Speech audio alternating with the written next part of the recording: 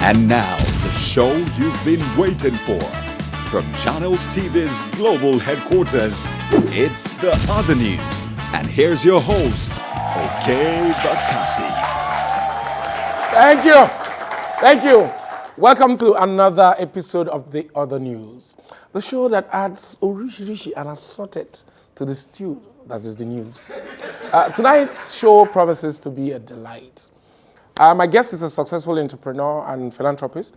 He's also a winner and is set to represent Egbeda on our federal constituency at the House of Representatives.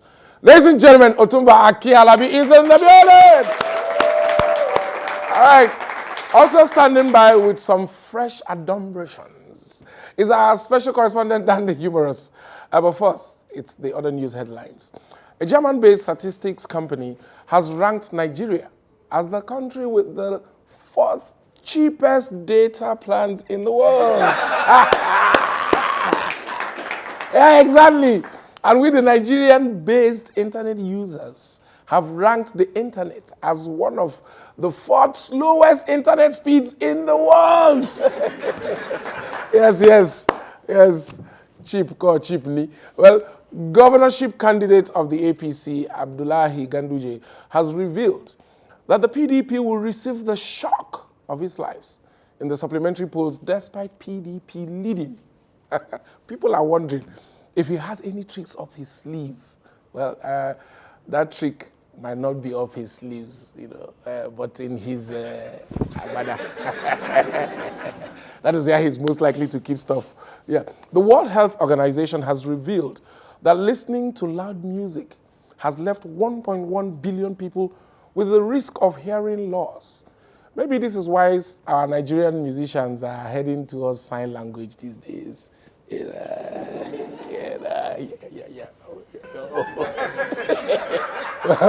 the NMPC says it has begun a recruitment exercise for fresh graduates and experienced professionals. Managers of the application website, please hold it very well low, because I can assure you that the number of entries will be far more than the PVCs collected. All right, and now to other matters. The 2019 elections have come to a conclusion. INEC declares governorship results for 6 states inconclusive. The states are Adamawa, Bauchi, Plateau, Sokoto, Benue, and now Kano states. Sorry, slip of tongue. I mean inconclusive conclusion. Yeah. So next time that person asks you, next time that anybody asks you, baby, what are we now? Just say inconclusive. And conductors, when they ask you for change, raise your voice and say inconclusive. Students, when your lecturers ask you for that tough assignment, you say, sir, what? Inconclusive. Correct, you're there, but you're on your own. Yeah. But yes. I mean, if Nigeria that has been doing elections since 1930 can be saying inconclusive up and down, so can we. Yeah, because what a country can do, the people can do better. Anyway, despite the inconclusiveness of this concluded election season, some have been lucky enough to see their final mark on the result sheets. You see, this thing be like school, if you check out well. This thing be like school.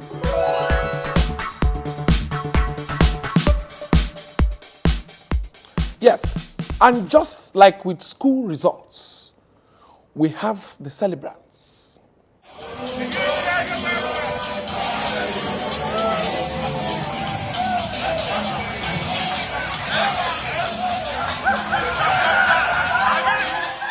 We have those who will get this special gift. Yes, from their parents, aka godfathers, when they get home. And those that the teacher is still marking their scripts till further notice. As we wait for those results, we, the people, might as well do our own grading of the 2019 elections. First, INEC. That one is still inconclusive. Okay? Politicians. Defections, disruptive behavior, denying results. So for politicians, it will be a D. Yeah, D. Yeah, and D as well for our security agencies. You know, for the dangerous way that you treat harmless civilians and the very delicate way that you treat people like this. You know yourself. What about our political thugs? Let me see. Their own is B. B for bravery in the face of unpresent danger. B for the blind follow when they follow corrupt politicians. And last but not the least, we the people will get an A. A for the agony we have, that we have come to accept from Nigerian politicians. A for avoiding the only thing we can do to change it. A for amnesia, since we remember to complain but always forget to vote. Yes, there you have it. Honestly, we can do better. Hopefully, as you study for our political maturity and civic responsibility, as we study your political maturity and civic responsibility notes very well, our result in 2023 will change for the better. So go and read. Class dismissed. Unity and faith, peace and progress, qualities that make us grateful for the country called Nigeria. This is Things We Do for Love. Things we love about Nigeria. For this list, we are focusing on our top 3 picks of things that make Nigeria so lovable. Number 3, roads. Nigerian roads are indeed a sight to behold, with their uniquely crafted potholes. What's not to love? Nigerian leaders might promise to fix these roads every now and again, and then forget to remember their promises every now and again. But who cares? We love our roads like that. Number 2, optimism. Nigeria might as well be called the land of optimism. Nigerians deliver jokes and flash smiles in and out of season, with or without reason. We are optimistic that Nigeria will change, even though we refuse to go. How lovable. Number 1, giant of Africa. We love Nigeria because we are the giant of Africa, whether by our gigantic land space, or giant population, or even by our gigantic amount of unfulfilled potential. Nigeria has shown what it looks like to be big for nothing. For something. Finally, number Jara. We love Nigeria because it's a work in progress. Yes, WIP. Work in progress. Well, WIP is better than RIP, if you ask me.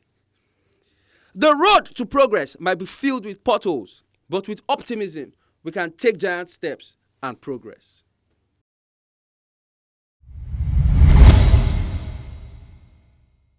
He is the founder of NairaBet and the 2019 victor of the Oyo State Egbada Onara Federal House of Representatives. That's the constituency. Ladies and gentlemen, join me as I welcome Oloye Akin Alabi. He's in the studio. Yeah. You're welcome, my brother. Thank you. Yes.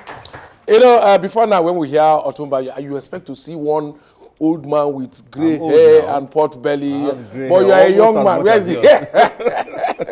But I see no gray hair. This is a young man with 6 packs.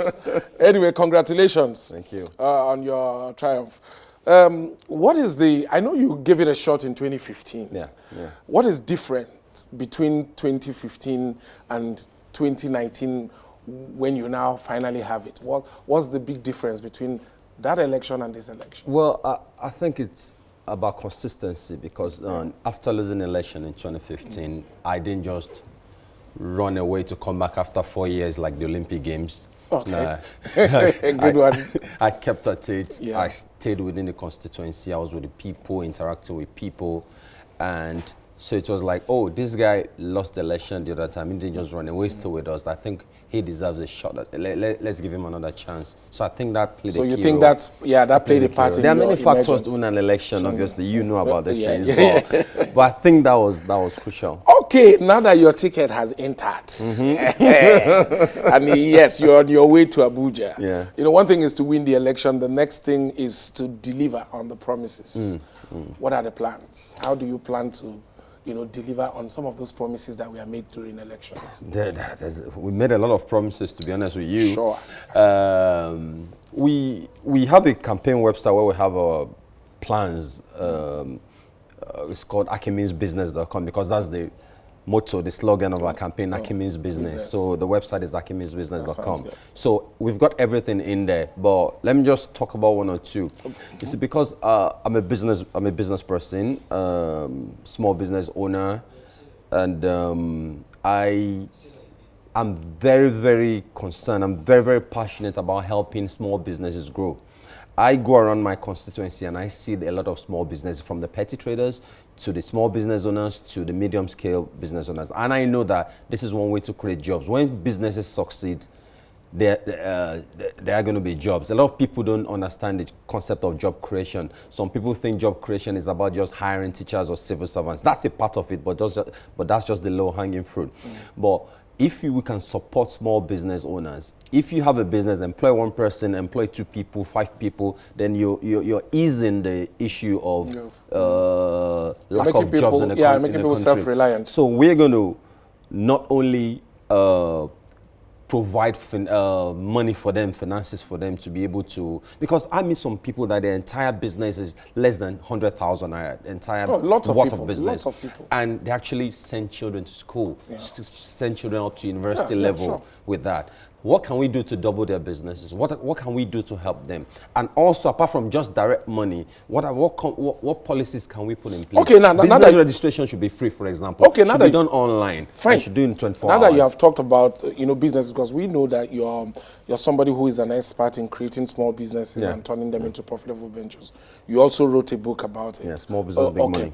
So now you have the opportunity to go to the Federal House of Representatives, where you're going to be collaborating with your, other colleagues. Is there like a policy framework in your mind, a bill that, has been tugging at the sleeve of your mind, that you think that, okay, if I'm just beyond Akin Alabi doing stuff in my community, in my constituency, helping people on a national level, because most of the people you find in your community are like a representation of what you find around the country. How do you plan to work with your colleagues to make it a national thing? An example is tax reforms.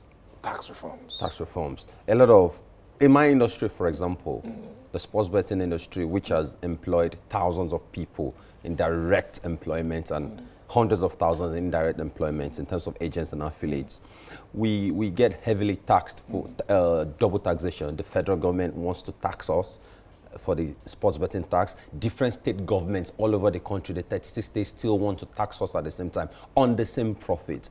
And that's just one industry. Those kind of things kill businesses. So we need to look at this kind of things that can help businesses. But the thing that can really touch a little guy is actually company registration. It's a start. I mentioned it a minute ago. Company registration should be absolutely free, especially for business name. You have a very beautiful idea flowing there, but we'll just hold you there because we'll have breaking news. We'll take that breaking news. Okay. We'll be back and we'll continue that. This is the other news, breaking news. Reports coming in reveal that NEPA will continue to take light today, tomorrow, and until further notice. Because it's their birthright. This is the other news, breaking news. Still to come, we find out what Dan is hiding inside his behavior. And my conversation with the one and only Otumba Akin Alabi continues. Don't go anywhere. It's the other news.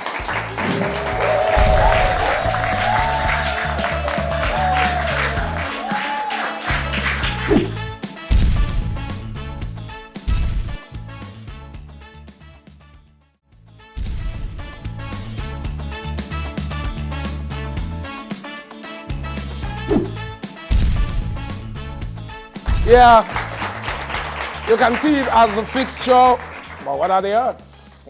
It's the other news. As Dan the Humorous warms up, my conversation with the versatile Akin Alabi continues. You represent your constituency in your state, you know, and you have an understanding from what you said of you've been with the people, so you know what they want. If you could pick out one thing that you think that if given urgent, serious attention in your constituency, your state, that will change lives. One thing. You want me to limit it to one thing? Yeah, just 1 point. We talk about too many points agenda. At the end of the day, we end up not achieving 50% of all. So I'm beginning to think in one point agenda. Like on a national scale, if we do light 1 point agenda and give everybody light, 24-hour uninterrupted, we'll be cool. So, Oyo, people. I think youth development. And when we talk about youth development, I think capacity building, there's so many people that, for example, just let me limit that to one. One subsect of the one, right? That I'm using an idea to break it into two, but it's okay. Go ahead. Some of them are so brilliant that they want to go start their own tech businesses, like online-based businesses, like I don't want to mention names here. Like they want to start and they don't have the finances, they don't have too much knowledge about the technology space. And this is something I've been doing for years, training seminars. I'm going to bring all of them free, right? We're going to train people, we're going to empower them. And imagine someone succeeding and having their own Amazon of right there in Ibadan, employing hundreds of people, thousands of people. That's really, really going to ease a lot of problems. All right, thank you very much. That sounds good. Lots of people are of the opinion that our electoral process is not where it should be. In fact, some people say we took some steps back in this election cycle with the kind of violence and other things that we are experienced. What's your take on it? Well, how can we get better? Look, I think it's got to be improved, right? How? And we have to keep improving it day by day. And I think it's improving. Look, if you compare the election results, the figures before the 2015 elections, when the card readers were introduced, you see bogus numbers. But since the card readers were introduced, the numbers went down. It really showed that people's votes are really beginning to count. Real people are beginning to vote. And I think we should concentrate more on that technology. It's important to keep introducing better technology. That's the way this better technology to collate. I think collation is a problem. That's when there's too much human interaction with collation of results. You can numbers. Maybe that's when a corrupt person is going to come in. Like Gary. Maybe human. yeah, you have a point. Things happen. Then we're talking about human error as well. We have to consider some people innocently do these things. So the human error. So if we can eliminate this in the collation processes, voting, results can come in real time. Maybe not exactly real time, but faster than it. Because when it's taking 1 day, 2 days, then that's when you hear that somebody is trying to, But when technology comes in and there's more. Yeah, everybody understands that technology will help. But the argument against technology, oftentimes, especially as it affects real time, is that most of the areas, especially the hinterlands, the local areas, the remote areas, don't have internet connectivity. That's not a problem. That is the excuse that has been given. That's not a big problem. It doesn't have to be real time. All the results don't have to be real time. But the ones that go, even as at now, the card readers, when they go into the villages, they are not connected to the internet. All the data has already been stored in it. So when your card comes in, it just matches that. So it's not connected. They don't use internet at the polling station, right? So I'm talking about the collation when they will have taken it out of the villages and the remote areas to the collation center. All the collation centers, they are in major cities in the country. So internet shouldn't be a problem with that. Hopefully then when somebody snatches a card reader instead of a ballot box, we won't run into the same problem. Then everything will be stored in the cloud. So the card reader is just a device. If it has to go in the cloud, you talk about internet. Yeah, we're going to have certain problems, but we should keep improving. It's just like our phone now. You can lose the phone, but you still have your details. Okay, I agree with you. We need to do something. Yeah. Thanks for making our time. Yes, appreciate it. Yes. All right.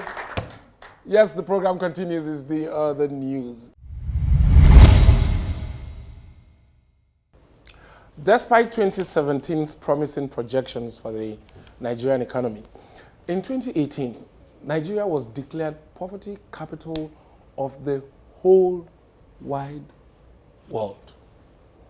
For an update on the state of the Nigerian economy in 2019, we turn to our senior economic correspondent reporting from Dan. Exactly where are you?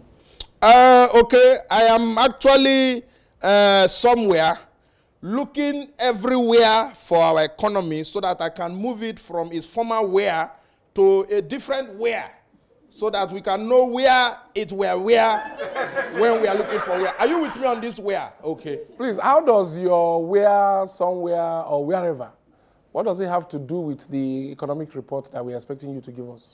Very good. Now, you know the Financial Times said that Nigeria's economy is actually heading nowhere. If you ask people who can speak English, they will tell you, metaphorically speaking, Nigerian economy is moving like a headless chicken. But those who are driving our economy say that agriculture is driving the economy for now. And now, that is why I am here, looking for a poultry farm, so that I will use my village skills and catch any fowl that does not have head. Then I give the fowl head and set it ahead. You understand? Dan, calm down. This thing is annoying somebody Calm now. It's down. annoying somebody. Yeah, calm down. Hasn't there been investments in infrastructure and power? If I hear, don't even go there, okay? This one, you want to start this one, my sister, okay? Do not even go there. You understand? Because look at Senegal. After they have finished robbing us of our title in the Jollof Rice Olympics, we left them. Now, their capital city, Dakar, is claiming to be a city that does not experience darkness. Dakar is not even dark, not to talk of Dakar. Meanwhile, Anambra is there, called the light of the nation. Do they have light there? See, we need the drivers of this economy to show us the exact direction of this economy. Let us know how many bus stops will pass, how many roundabouts will pass, if there is pothole or police checkpoint or last mile will stop. Let them know or tell us now so that we will know the direction of this our economy. So when you finally catch this headless chicken and give it the head that you're planning to give it, how do you set it ahead? Thank you. That is where we bring in technology. Allow me to introduce to you our economic GPS, taking us to an economic destination. GPS, coming, Roger, over. Take me to Nigeria's economic destination. Over.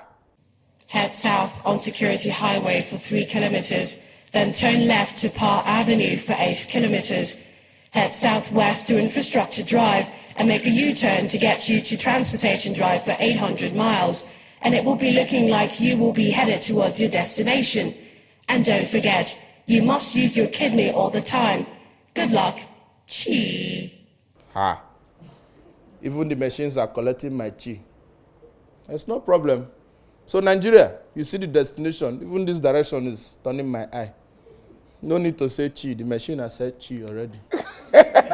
All right, give it up for our senior misplaced correspondent, Dan D Humorous.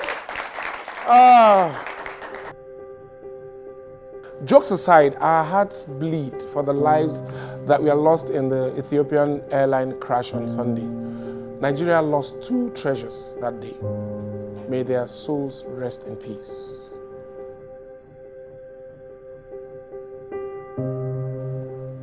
This brings us to the end of tonight's show.